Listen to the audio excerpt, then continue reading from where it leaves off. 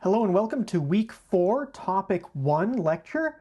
We are going to finish up with igneous rocks this time. We're going to be talking about intrusive rocks, the igneous rocks that form and cool underground while feeding volcanoes. So we've already talked about how magma is formed, the partial melting of mantle rock and the origin of magma down deep inside the earth. We've talked about how it rises and sometimes stalls and causes melting in the lower crust. We've talked about what happens when magma reaches the surface and erupts to form volcanoes, and we've talked about the effects of those volcanic eruptions in the atmosphere and in eruptive rocks. But we have not yet talked about what happens when magma rises from below into what we call the storage region. What happens to magma inside the crust where it's waiting to erupt and feed a volcano?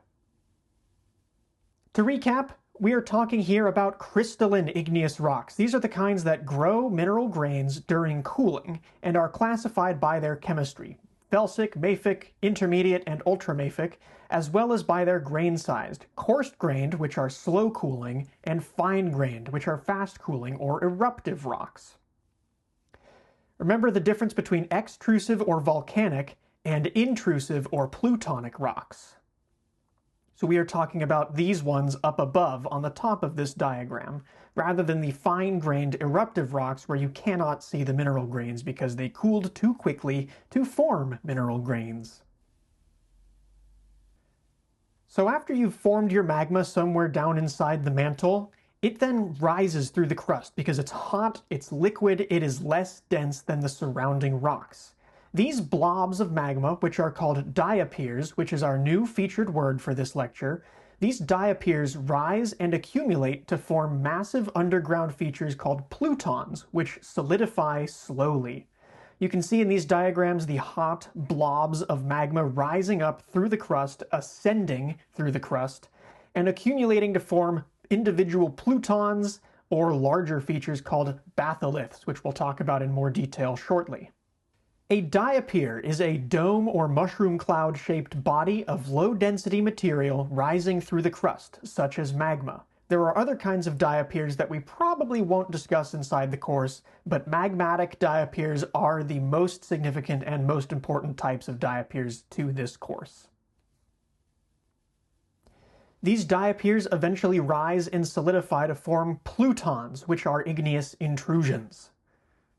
These are igneous rocks that have intruded the surrounding rock, which is called the country rock, and solidified to form large bodies of igneous rock underground surrounded by a different type of older rock. These plutons get classified based on three basic characteristics: their shape, which can be cylindrical, or tabular, or massive, as seen in this diagram down below on the left. They are also classified by their method of emplacement, and by that we mean, is it concordant or discordant? As seen on the right here, a concordant body of igneous rock intrudes between the rock layers, bending the layers above or below, and generally conforming to the geometry of those rock layers. A discordant pluton, on the other hand, melts through the rock layers and does not deform them, other than at the very basic, smallest degree.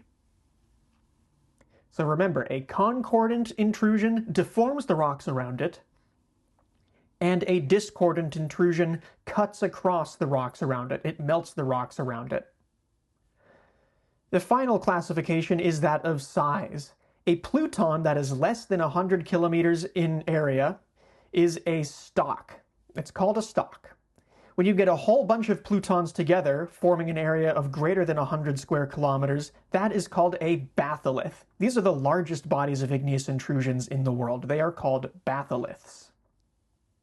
All of these igneous intrusions are part of the plumbing system of volcanoes. So plutons exist below volcanoes. Every volcano has a pluton below it. Not every pluton makes it to the surface and feeds a volcano, but every volcano has to have a pluton somewhere below it.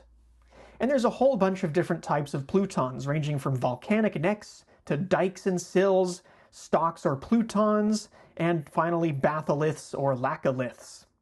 All of these different terminologies will be discussed in detail. We're going to start up at the surface with the volcanic necks, the actual conduits that feed volcanic eruptions. A volcanic neck is a generally cylindrical pluton that is a remnant of the volcano's vent or source area. It's also called a volcanic plug or a volcanic neck, which is solidified lava that once fed eruptions.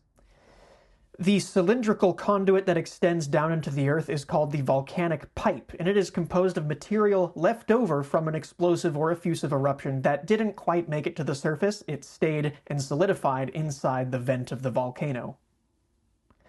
A great example of a volcanic neck is Beacon Rock in Washington in the Columbia River Gorge. This is a popular hike, and I highly recommend you visit here if you haven't.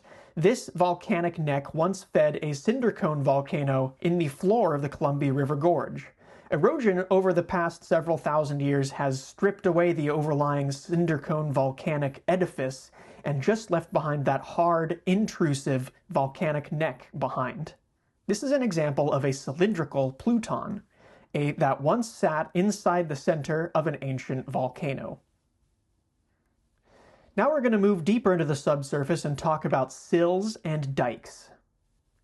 A sill is a flat, tabular igneous intrusion that was injected between and is parallel to previously existing rock layers. In these diagrams, we can see this horizontal dark gray body. That is a sill. It is parallel to the surrounding rock layers and forms a broad, flat-sided igneous intrusion that may cover quite a large area.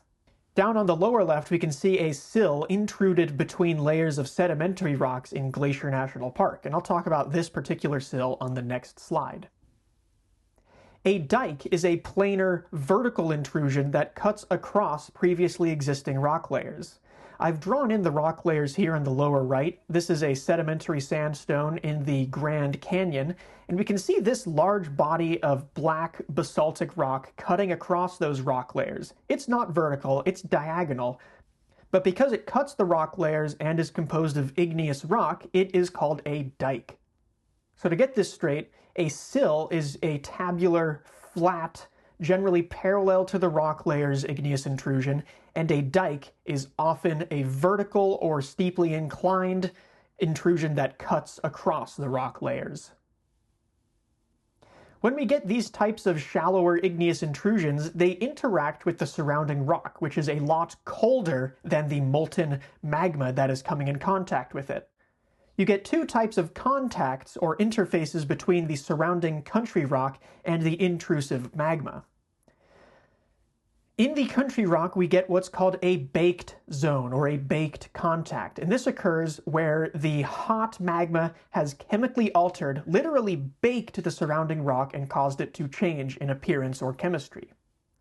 The opposite of a baked zone is a chill zone, which occurs inside the magma or intrusive igneous rock and reflects an area of cooling imparted on the intruding magma by the surrounding cold surrounding country rock. Here's a great example of a baked zone surrounding a sill in Glacier National Park. Here the country rock is a limestone. The intruding mafic sill, which you can see here being parallel to the more or less flat-lying limestone, has baked this limestone from a dark gray to a light gray color, and you can see that both above and below the sill itself.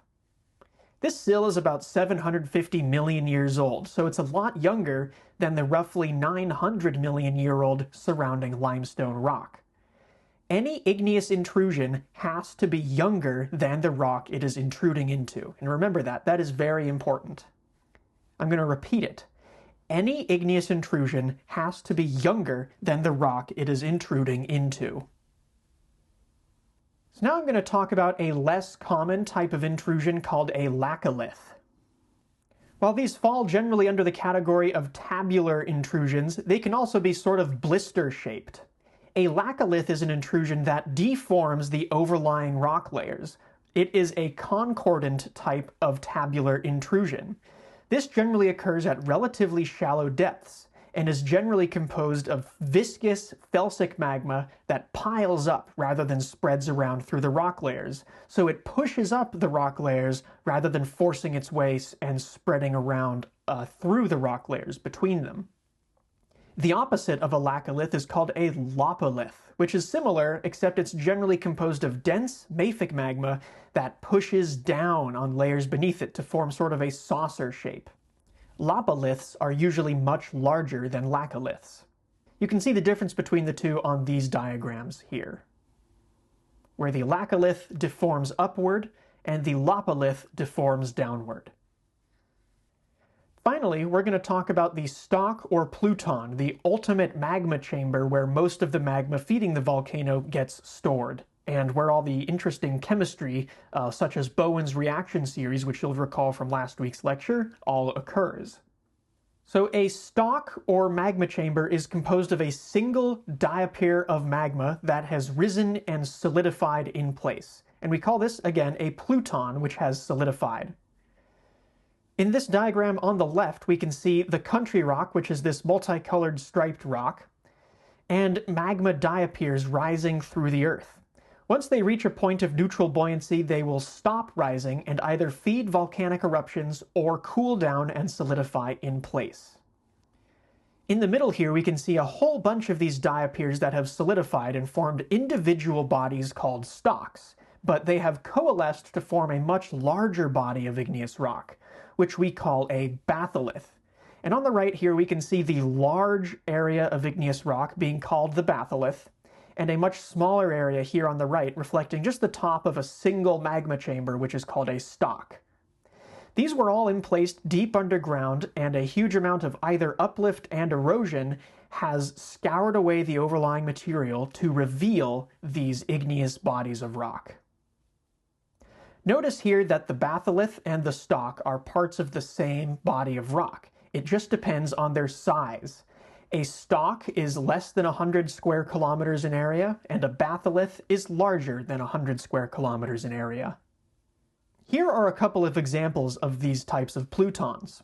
Wind Mountain in the Columbia River Gorge near Stevenson is an example of a diorite stalk. It is a single magma chamber, and it even is kind of the same shape. That was once intruded several miles underground, and since then, erosion of the Columbia River has removed the surrounding rock and revealed this small diorite stalk. A much larger example is the Sierra Nevada batholith, which is an enormous body of chiefly granite and granodiorite that covers eastern California.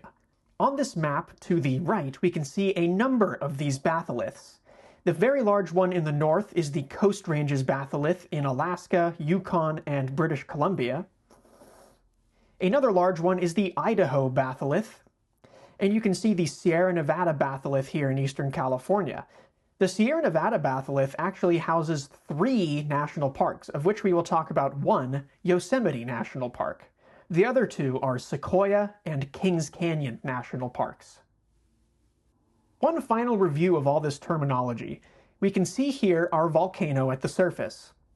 Below that, we can see our pipe, which is a cylindrical intrusion that connects the volcano to its underlying magma chamber. Coming off of the pipe, we can see dikes, which cut across rock layers, sills, which intrude between rock layers, a laccolith, which deforms the rock layers upward, and our magma chamber down below, our stalk, which is connected to a batholith.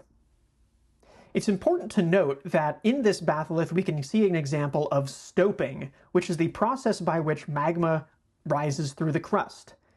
It creeps upward by fragmenting the overlying rocks. Those fragments of rock then drop down, they descend through your body of liquid magma and fall down. And this leaves an open space where your magma then rises and fills upward. And this process repeats as long as your magma is able to rise through the crust. That process is called stoping. So now we're going to talk about Yosemite National Park, one of the crown jewels of the national park system. Yosemite is one of the world's most famous landscapes, and indeed it's famous partly because of its homogeneous gray landscape that is composed mostly of intrusive igneous rocks. Most of these are granite, granodiorite, monzonite, and diorite. These intrusive rocks are composed mostly of the minerals quartz, plagioclase feldspar, biotite mica, and amphibole. Quartz and feldspar are the dominant minerals. They compose the largest amount of these igneous rocks. So why do we have this large batholith, all these igneous rocks in the Sierra Nevada mountains? Well, remember, Western North America was a subduction zone until about 30 million years ago. We discussed this in the Pinnacles lecture. That subduction zone fed a volcanic arc, just like the modern-day Cascades. The modern-day Sierra Nevada mountains are the intrusive rocks which sat below those volcanic arc volcanoes, leaving us with the Sierra Nevada batholith. Thousands upon thousands of individual granitic stalks and plutons that have coalesced and merged to form a large batholith. This geologic map on the right represents the different rocks found in Yosemite. On this map, every single color represents a different rock unit, which is a specific type and age of rock with a name. For example, this yellow body in the middle is composed of the intrusive suite of Yosemite Valley, which is made of dozens of individual stalks and plutons that are lumped together into what's called an intrusive suite. Most of these intrusive rocks in Yosemite are from between 210 and 90 million years ago, which tells us that this volcanic arc was active for about that time period. On this map, all of the colors except for green and blue are composed of igneous rocks of the Sierra Nevada batholith. These green and blue rocks are the pre-existing rocks, which are generally metamorphic and sedimentary rocks. Remember, those rocks had to exist before the Sierra Nevada batholith could form. These are the rocks that those magmatic intrusions intruded into and melted out to form the intrusions, the batholith. These granitic rocks in Yosemite formed from 3 to 10 miles underground, which is 5 to 16 kilometers. The Sierra Nevada batholith, therefore, has been uplifted at least that far. Major faults on the east slope of the mountains have allowed these mountain ranges to rise as a single block. That uplift has occurred over the past roughly 20 million years, and that brought these granites to the surface from that depth.